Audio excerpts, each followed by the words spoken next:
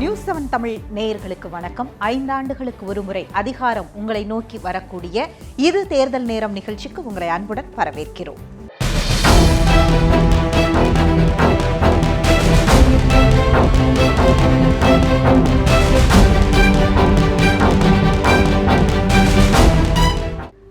முதலில் தேர்தல் குறித்த முக்கிய செய்திகளை பார்க்கலாம். பாஜகவை எப்படி கையாண்டார் ஜெயலலிதா? ஜெயலலிதாவின் பிறந்த நாளில் அவரது தேர்தல் நினைவலைகள். எங்க தலைமையில தான் அவங்க இருக்காங்க. பாஜகவை சீண்டும் அமைச்சர் ஜெயக்குமார்.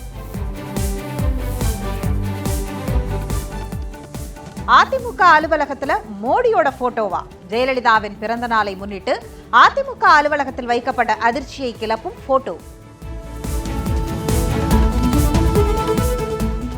பாஜகவோட கூட்டணி சேர்ந்ததால தான் உள்ளாட்சித்துறைக்கு நிதி கிடைச்சது. அமைச்சர் வேலுமணி ஓபன் டாக்.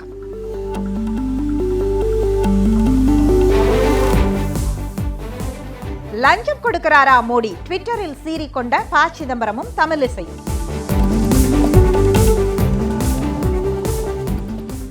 40 தொகுதிகளிலும் விருப்ப மனு விநியோகம் செய்து கெத்து காட்டிய தேமுதிக.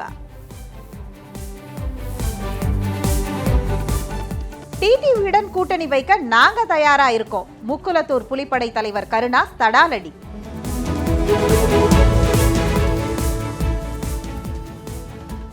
மாநில வளர்ச்சியில் அக்கறை இருக்கவங்க கூட தான் கூட்டணி. கமலின் புது கூட்டணி கணக்கு.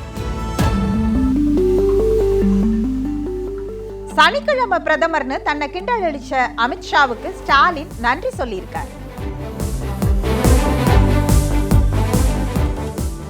ஆமா, நாங்க ஸ்டாலினுடன் அரசியல் தான் பேசினோம். கூட்டணி பேச்சுவார்த்தையை போட்டுடைத்த பிரேமலதா.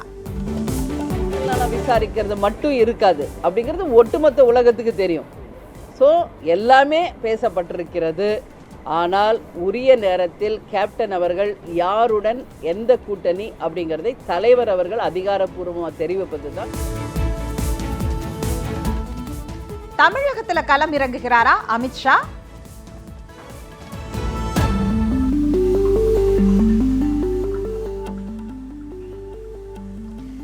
திமுக கூட்டணியில் சேர்கிறாரா டாக்டர் கிருஷ்ணசாமி?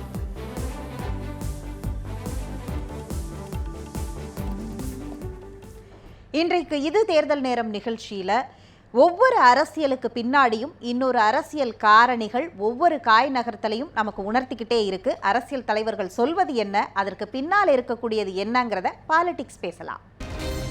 இன்றைக்கு அதிமுகவும் பாஜகவும் கூட்டணி அமைச்சிருக்கிறாங்க. மறைந்த முதல்வர் ஜெயலலிதா என்ன இளைய சகோதரர் போல பாவித்தார்னு பியூஷ் கோயல் மத்திய அமைச்சர் முதல் முறை நள்ளிரவுல சென்னை வந்து தங்கமணி மற்றும் அமைச்சர் வேலுமணியை சந்திச்சு பேசிட்டு வெளியில வந்து கொடுத்த பேட்டியில சொன்னாரு. இன்று விவசாயிகளுக்கு 6000 ரூபாய் திட்டத்தை சென்னை வேப்பேரியில தொடங்கி வச்ச அமைச்சர் பியூஷ் கோயல் ஜெயலலிதா ஒரு இரும்பு பெண்மணின்னு பேசினார். It is also the birthday of most respected, adored and popular leader of Tamil Nadu, Dr. Jayalalitha ji. Amma was the leader of the farmers of Tamil Nadu, leader of the poor of Tamil Nadu. We are all missing her. இதே அமைச்சர் பியூஷ் கோயல் தான் 28 மாநில மின்துறை அமைச்சரையும் சந்திக்க முடிஞ்சது, முதல்வர்களையும் சந்திக்க முடிஞ்சது. இந்தியாவில் அங்கமா இருக்கிற 29வது மாநிலமான தமிழ்நாட்டோட முதலமைச்சர் ஜெயலலிதாவை சந்திக்க முடியலன்னு 2015 சொன்னாரு. மார்ச் 28, 2016 இந்த குற்றச்சாட்டு பொய்யானதுன்னு சொல்லி அன்றைக்கு நிதி அமைச்சராக இருந்த ஓ பன்னீர்செல்வம் ஒரு மிகப்பெரிய கண்டன அறிக்கையையும் வெளியிட்டாரு. அதுல மத்திய அமைச்சர் பியூஷ் கோயலையும் மத்திய அமைச்சர் பொன் ராதாகிருஷ்ணனுக்கும் கடுமையான கண்டனங்களை பதிவு செஞ்சாரு. அடுத்ததா மார்ச் 29, 2016 அதிமுக அதோட நிக்காம அன்றைய மின்துறை அமைச்சராக இருந்த நத்தம் விஸ்வநாதனை விட்டு ஒரு அறிக்கை விட வச்சாங்க. அந்த அறிக்கையில அவர் கடுமையாக மத்திய அரசை சாடி இருந்தார். அதாவது ஜெயலலிதா வந்து தமிழக அரசையும் பாராட்டி நாடாளுமன்றத்தில் வந்து இதே பியூஷ் கோயல் அமைச்சர் பேசிட்டு இப்படி வெளியில வந்து தமிழக அரசையும் ஜெயலலிதாவையும் இப்படி பேசுறதுங்கிறது ஒரு 4ஆம் தர அரசியல் செய்வதற்கு சமம்னு நத்தம் விஸ்வநாதன் கடுமையாக அந்த அறிக்கையில குறிப்பிட்டிருந்தார். 2016 சட்டமன்ற தேர்தலுக்காக பிரச்சாரம் செய்ய வந்த அமைச்சர் பியூஷ் கோயல் விருகம்பாக்கம் தொகுதியில பிரச்சாரம் செய்யும் போது 30 ஆண்டுகளாக தமிழகத்தை ஆளும் அதிமுகவும் திமுக 2 கட்சிகளுமே இங்க ஊழல்களை வந்து மிகப்பெரிய அளவுல வந்து உருவாக்கிட்டாங்க. ஊழல் மலிந்த மாநிலமா இருக்கு. அதை துடைப்பதற்காகத்தான் மோடி அரசு இங்க ஊழலற்ற நேர்மையான ஆட்சியை கொண்டு வருவதற்காக இங்கே வந்திருக்கு அப்படின்னு சொல்லி அவர் வந்து ஒரு மிகப்பெரிய ஒரு பிரச்சாரத்தை வந்து அங்கே முன்னெடுத்தாரு. அப்ப வந்து அதிமுகவோட தேர்தல் அறிக்கையில வந்து இலவச மின்சாரம் பத்தி குறிப்பிட்டிருந்தாங்க. இலவசமா மின்சாரமா கொடுத்தா தமிழகத்துல மின் உற்பத்தியும் பாதிக்கும், மின்வெட்டு அதிகரிக்கும், இன்னும் அப்படியான ஒரு சூழல் தான் இருக்கு. அதனால இப்படியான இலவச வாக்குறுதிகளை எல்லாம் நம்பி உங்களுடைய வாழ்க்கையை வந்து இருளுக்குள்ள தள்ளிடாதீங்க, ஒளியேற்றுறதுக்கு தான் மோடி வந்திருக்கிறாருலாம் அன்றைக்கு பிரச்சாரம் பண்ணாரு. பாஜகவோட கூட்டணி வச்சதுனால தான் உள்ளாட்சிக்கு நிதியே கிடைச்சிருக்கு அப்படின்னு சொல்லி அமைச்சர் வேலுமணி இன்றைக்கு பேசியிருக்கிறார். கடந்த கால பேச்சுக்கெல்லாம் ஒரு பக்கம் இருந்தாலும் இன்றைக்கு அதிமுகவும் பாஜகவும் பேசக்கூடிய வார்த்தைகள் தான் எல்லாரிடத்திலையும் ரொம்ப கவனிக்கப்படுது. அதுல ஜெயலலிதா பிறந்த நாள் அன்னைக்கு எம்ஜிஆர் கொள்கையை குறித்தும் அதுல அமைச்சர் வேலுமணி பேசியிருக்கார்.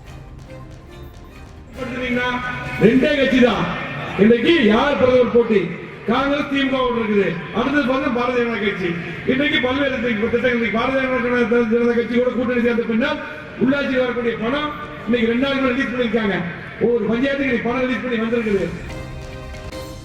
இந்த இடத்துல 37 எம்பி நாடாளுமன்றத்தில் இருந்தும் எங்களால் ஒன்றும் பண்ண முடியலைன்னு அன்வர் ராஜா எம்பி சமீபத்தில் பேசினதா இருக்கட்டும், தம்பிதுரை பேசினதா இருக்கட்டும், அதையெல்லாம் இப்போது நினைவுக்கு வருது, தவிர்க்க முடியல. அதே நேரத்தில் இன்னொரு கேள்வியும் கூடவே நினைவுக்கு வருது. அதாவது பாஜகவோட கூட்டணி வச்சாதான் மாநிலத்திற்கு ஒதுக்கக்கூடிய நிதி கிடைக்குமா அப்படிங்கிற கேள்வியை இன்னைக்கு அமைச்சர் வேலுமணியுடைய அந்த பேட்டி நமக்கு முன்னாடி வைக்கக்கூடிய கேள்வியா மக்கள் கிட்ட எழுந்திருக்கு.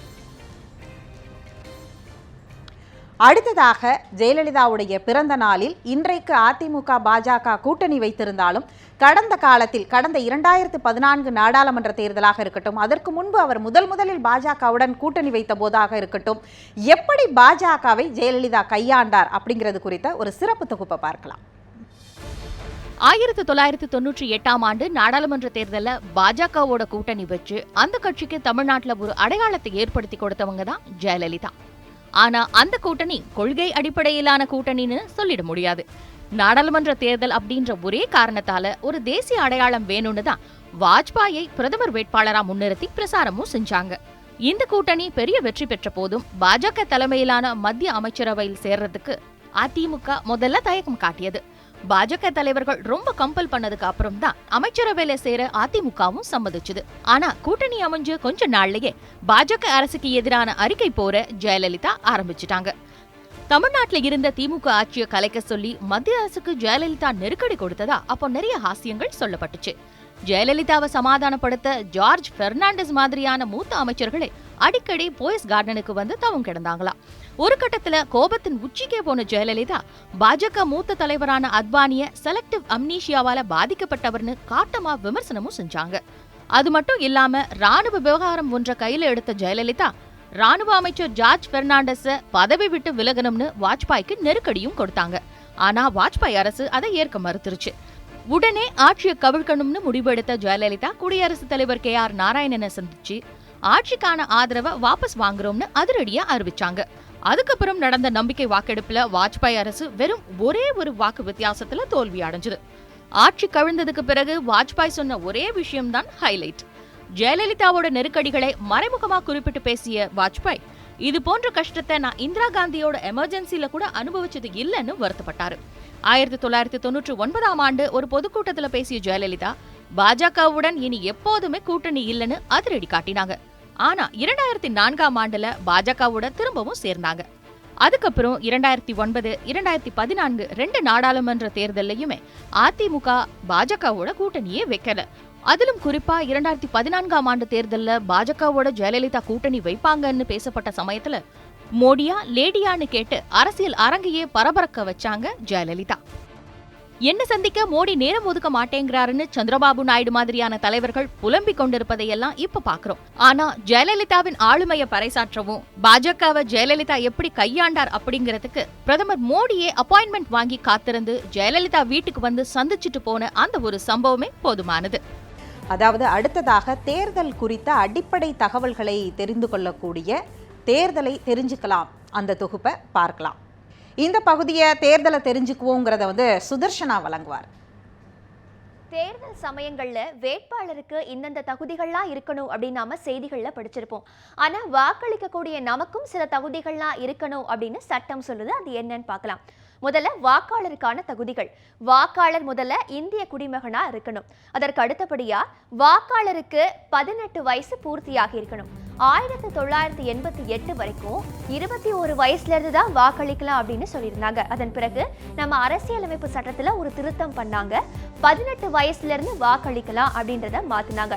அதற்கு அடுத்தபடியா நாம எந்த தொகுதியில வாக்களிக்க போறோமோ அந்த தொகுதியுடைய இயல்பான குடியிருப்பு வாசியா நாம இருக்கணும். அதற்கு அடுத்தபடியா 2 தொகுதியில நாம வாக்காளரா பதியக்கூடாது. அதே போல ஒரே தொகுதியிலையும் நாம 2 முறை வாக்காளரா பதியக்கூடாது. இதற்கு அடுத்ததா யாருக்கெல்லாம் வாக்குரிமை இல்லை அப்படின்றத நம்ம பார்க்கலாம். முதல்ல மன வளர்ச்சி குன்றியவர் அப்படின்னு நீதிமன்றம் அறிவிச்சிருந்தா அவங்களால வாக்களிக்க முடியாது. இதற்கு அடுத்தபடியா இந்திய தண்டனை சட்டம் 171E படி லஞ்சம் வாங்கியிருந்தாலோ இல்ல 171F படி ஆள்மாறாட்டம் பண்ணியிருந்தாலோ இல்ல நம்ம செல்வாக்க தேர்தலை தவறா பயன்படுத்தி தண்டனை பெற்றிருந்தாலோ நம்மால வாக்களிக்க முடியாது. இதற்கு அடுத்தபடியா பார்த்தோம்னா மக்கள் பிரதிநிதித்துவ சட்டம் 125 படி 2 பிரிவினருக்கிடையே மொழி ரீதியாகவோ இன ரீதியாகவோ சாதி ரீதியாகவோ பகைமையை ஏற்படுத்தி நாம தண்டனை பெற்றிருந்தாலும் நம்மால வாக்களிக்க முடியாது. மக்கள் பிரதிநிதித்துவ சட்டம் 135 படி வாக்குப்பதிவு இயந்திரத்தை நாம சேதப்படுத்தியிருந்தாலோ இல்ல வாக்குச்சாவடியிலிருந்து அந்த இயந்திரத்தை நாம சட்டவிரோதமா அப்புறப்படுத்தி தண்டனை பெற்றாலோ நம்மால வாக்களிக்க முடியாது. இப்ப மேற்கண்ட குற்றங்களுக்கெல்லாம் நாம சிறை தண்டனை பெற்றிருந்தா தண்டனை காலம் முடிஞ்சு 6 வருடங்கள் வரைக்கும் நம்மால வாக்களிக்க முடியாது. நன்றி சுதர்ஷனா.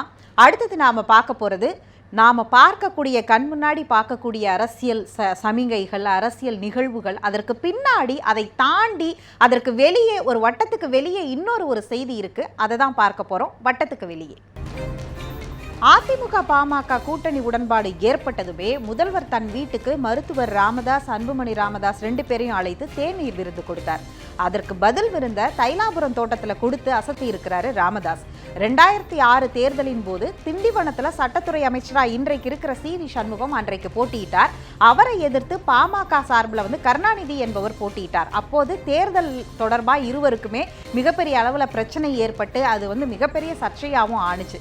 அதன் பிறகு 2006லேருந்து இப்போ கிட்டத்தட்ட ஒரு 13 ஆண்டுகள் எதிரும் புதிருமாக இருந்த CV சண்முகம் முதல் முறையாக தைலாபுரம் தோட்டத்தில் இந்த விருந்தில் கலந்துக்கிட்டார் அப்படிங்கிறது மிகப்பெரிய ஒரு விஷயம். இதன் மூலமாக 13 வருட பகை முடிவுக்கு வந்திருக்கு அப்படின்னு சொல்லலாம்.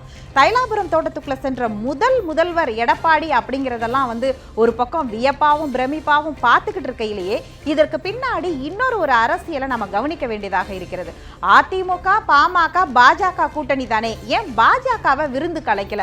இதுவும் அந்த விருந்து கொடுத்த அன்னைக்கு பாஜகவுடைய அகில இந்திய தலைவரான அமித்ஷா தமிழ்நாட்டில் இருந்தாரு, அவரையும் அழைக்கல. அதே நேரத்தில் தமிழகம் சார்பாக இருக்கக்கூடிய மாநில பாஜக தலைவர்களும் ஏன் இந்த விருந்துக்கு அழைப்பு விடுக்கல அப்படிங்கிறது ஒரு முக்கியமான கேள்வியா எல்லாருமே இந்த இடத்துல எழுப்ப வேண்டியதா இருந்தது. அது கவனிக்கக்கூடியதாகவும் இருந்தது. இதுல என்னன்னா பாஜக ஒரு பக்கம் இங்க மிகப்பெரிய ஒரு எதிர்ப்பு அரசியல் பாஜகக்கு நிகரா இருக்கும் பொழுது அதனால பாமகவும் கொஞ்சம் தள்ளி நிற்கிதோ அப்படிங்கிறதுனால தான் அவங்க இந்த விருந்துக்கு கூப்பிடலையோ அப்படிங்கிற மாதிரியான சில கணக்குகள்லாம் இங்கே பார்க்கப்படுது. இந்த இடத்துல மிக முக்கியமாக கவனிக்கக்கூடியது ராமதாஸ் சொல்லியிருக்கக்கூடியது ஒரு அறிக்கை கொடுத்திருக்கிறார் இன்றைக்கு. அந்த அறிக்கையில் ஆளுநருக்கு கெடு விதிச்சிருக்கிறார். அது என்ன கெடு அப்படின்னா அந்த 7 பேர் விடுதலை விஷயத்தில் அவங்கள உடனடியாக விடுதலை செய்யணும். அதாவது மார்ச் 9ஆம் தேதிக்குள்ளே விடுதலை செய்யணும். அப்படி விடுதலை செய்யவில்லைன்னா அவங்களுக்காக மனித சங்கிலி போராட்டத்தில் பாமக கலந்து கொள்ளும் அப்படின்னு சொல்லி ஒரு அறிக்கையை சொல்லியிருக்கிறாரு. இந்த இடத்துல பாமகவுடைய கணக்குப்படி அன்புமணி ராமதாஸ் சொன்ன சத்திரியனா இருக்கிறத விட சாணக்கியனா இருக்கணும்னு பேசியிருக்கிறாரு இல்லையா, அதுதான் நினைவுக்கு வருது. இன்னும் வந்துடக்கூடாது, வளர்ந்துடக்கூடாது, அவ்வளோ பொறாமையில மற்றவங்களா இருக்காங்க. அப்ப நம்ம என்ன செய்யணும்? நம்ம சத்திரியனா இருந்தா மட்டும் போதாது,